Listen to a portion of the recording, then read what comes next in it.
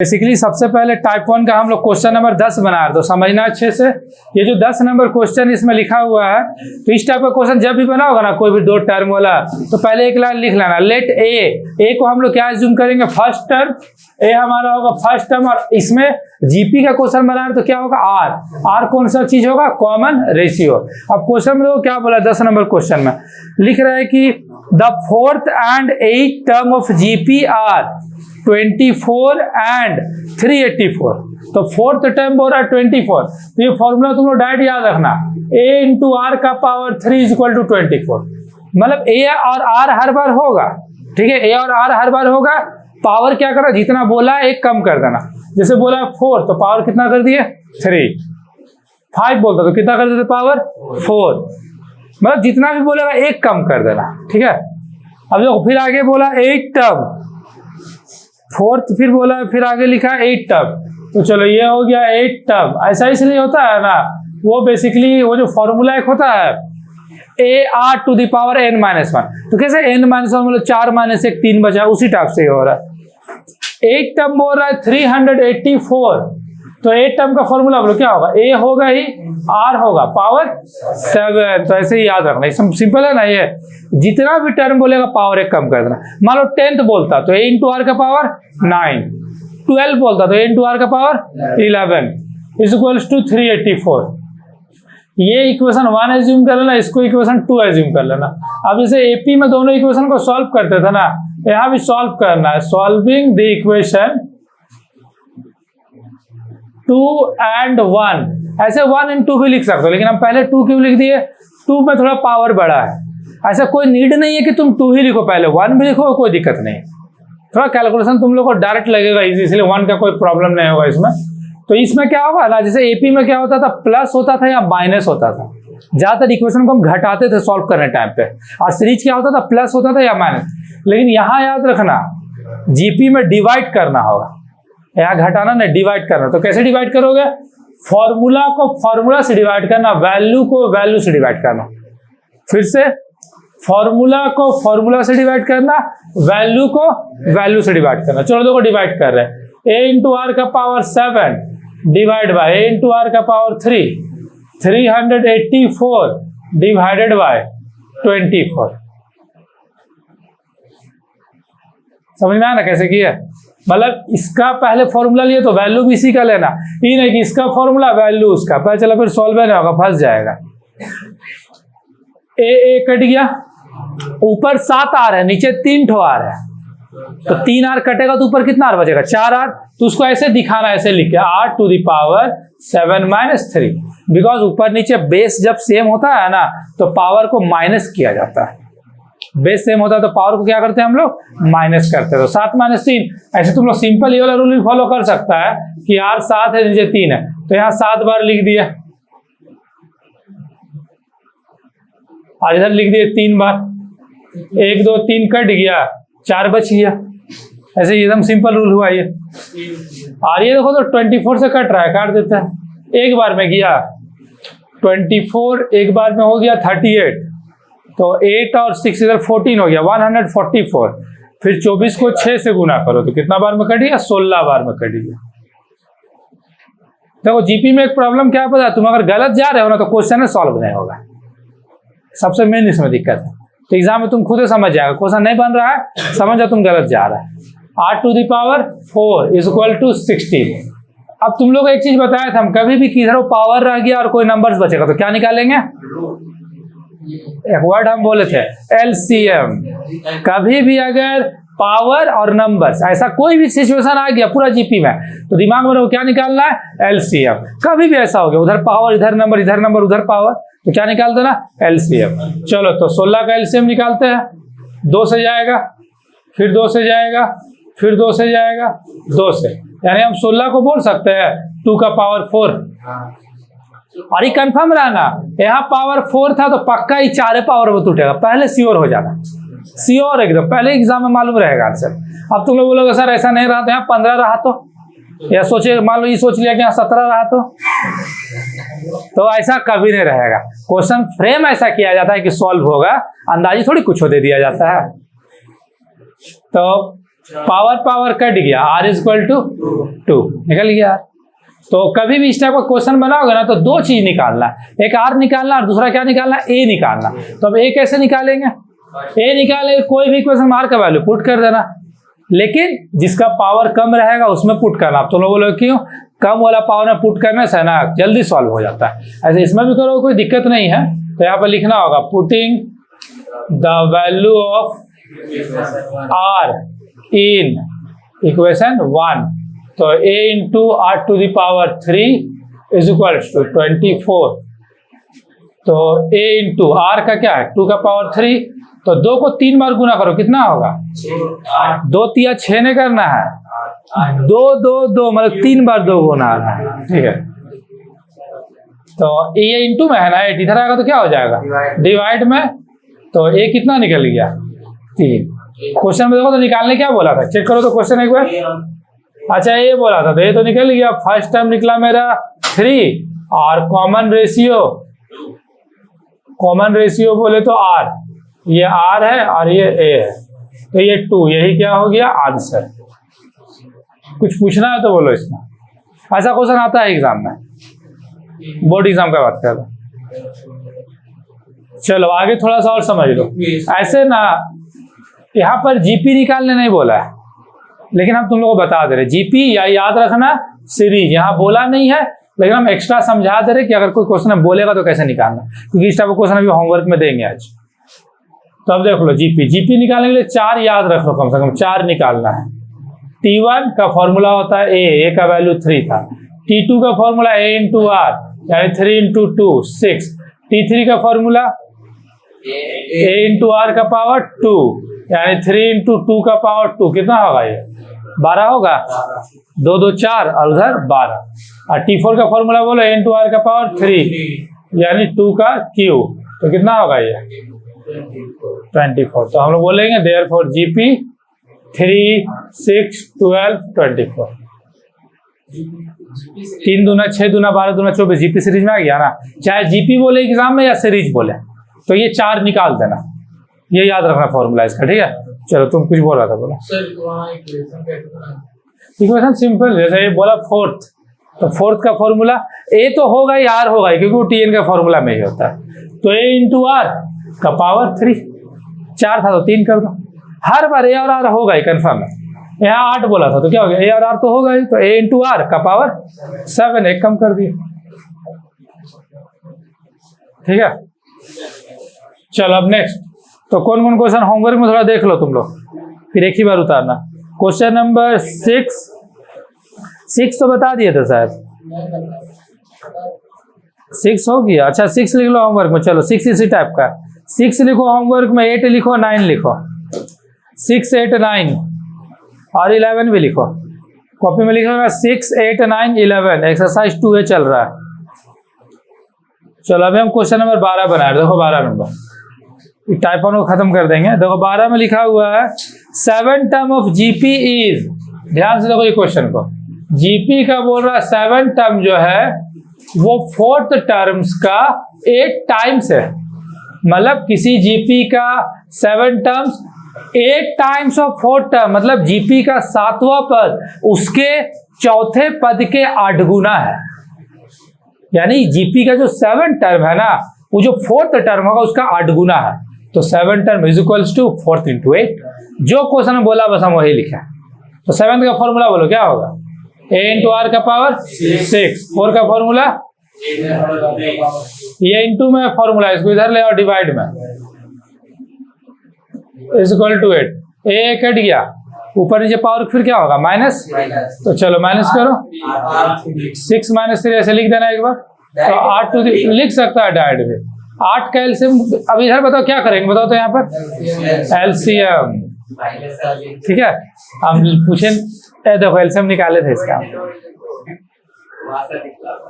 चलो तो 2 का पावर 3, फ्लो में पूरा सब लिखते जाते हैं जल्दी। आर का 2 निकल यार। अब आगे क्या बोला देखो तो, फाइंड द सीरीज बोले तो जीपी है, देखो यहाँ जो निकाल दिए थे, तो यानी जीपी निकालना है। तो इसके लिए तो भाई 2 चीज का जरूरी है, एक आर और एक ए भी चाहिए, ए भी ना चाहिए। तो ये तो यहाँ नहीं है, तो फिर देखते हैं कहीं ना कहीं कुछ ना कुछ क्वेश्चन में बोला होगा। देखो बोल दिया फिफ्थ टर्म इज 48। तो फिफ्थ टर्म का फॉर्मूला बोलो, a इंटू आर का पावर 4। तो a इंटू आर तो पता है 2 का पावर 4, तो 2 को 4 बार गुना करो कितना होगा? 2 को 4 बार गुना करेंगे 16 आएगा ना। तो therefore a is equal to 48/16 यानी a इज इक्वल टू 3 निकल गया है। अब तुम लोग जीपी निकाल देना, 8 2 है, 3 है, तो जीपी निकाल देना। देखा जाए तो यही निकलेगा। सेम है तो सिचुएशन है।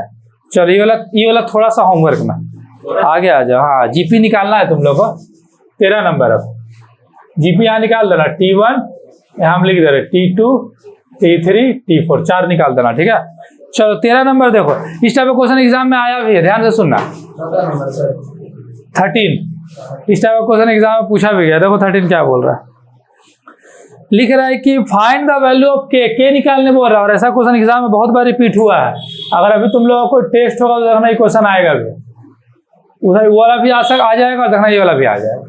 इस टाइप से ना कोई 3 ही चीज दिया रहेगा, हमेशा 3 दिया रहेगा और इन्हीं 3 में से किसी एक का आंसर फाइंड करने के लिए बोलेगा और ये बताएगा ये किस में है, एपी में है कि जीपी में है।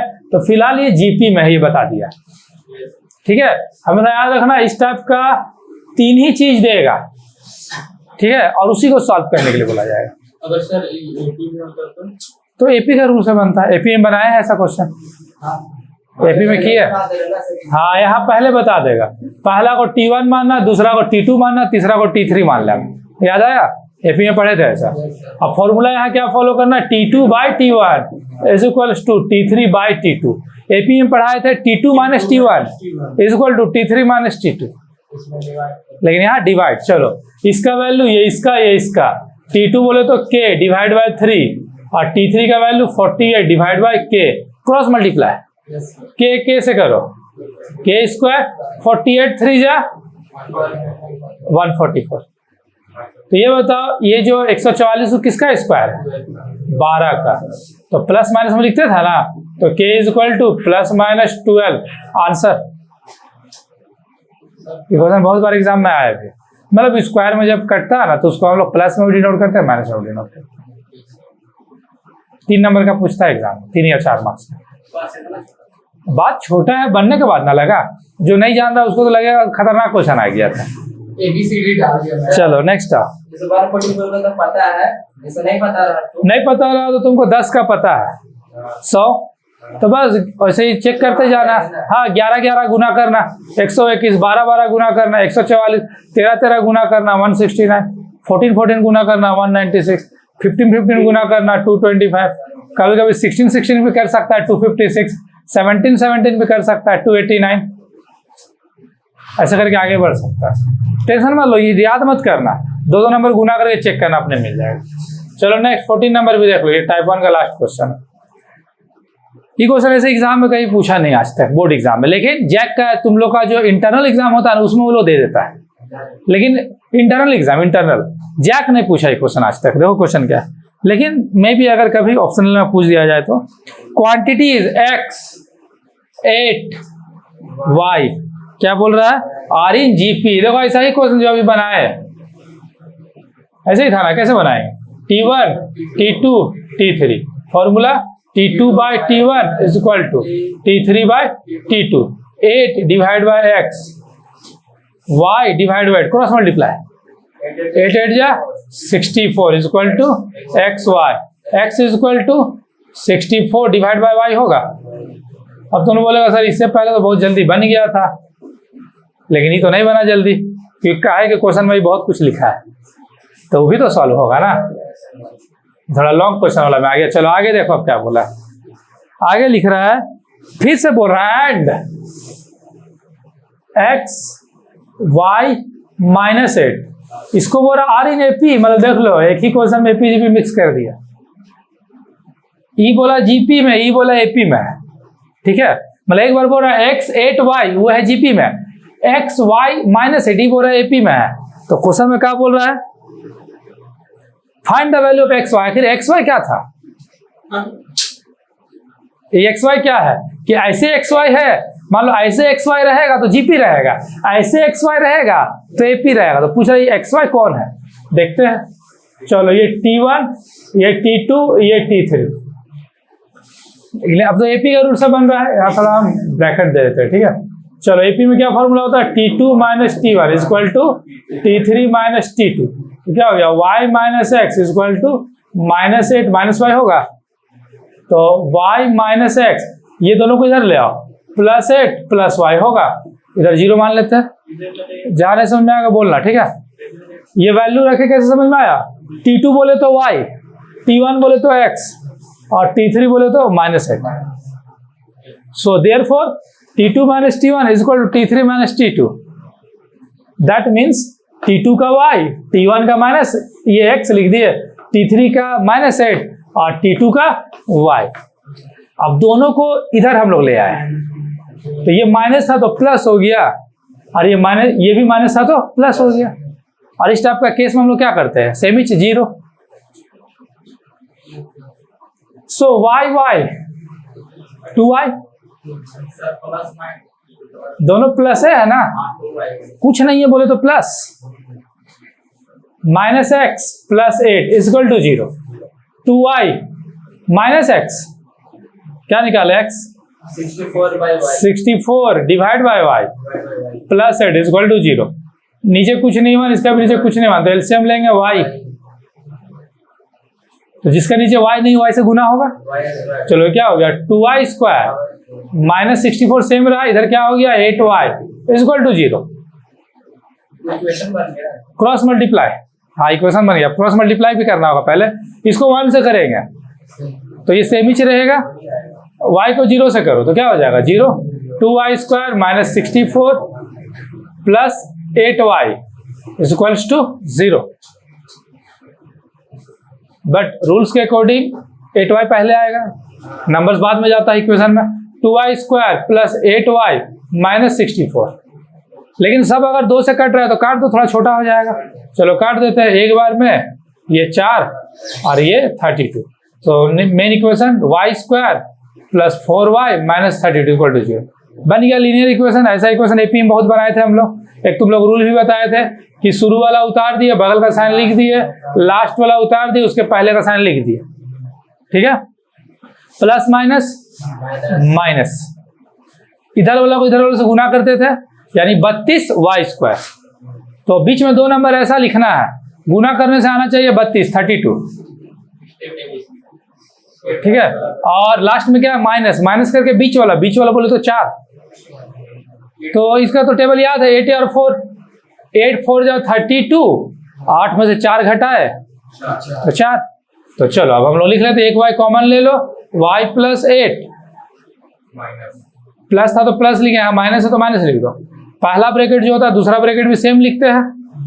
तो अब हमको यहाँ पर सोचना होगा थोड़ा कि यहाँ कौन सा नंबर लिखे कि 4 बन जाए, 4y, तो 4a लिख दो, 4y एकदम सिंपल।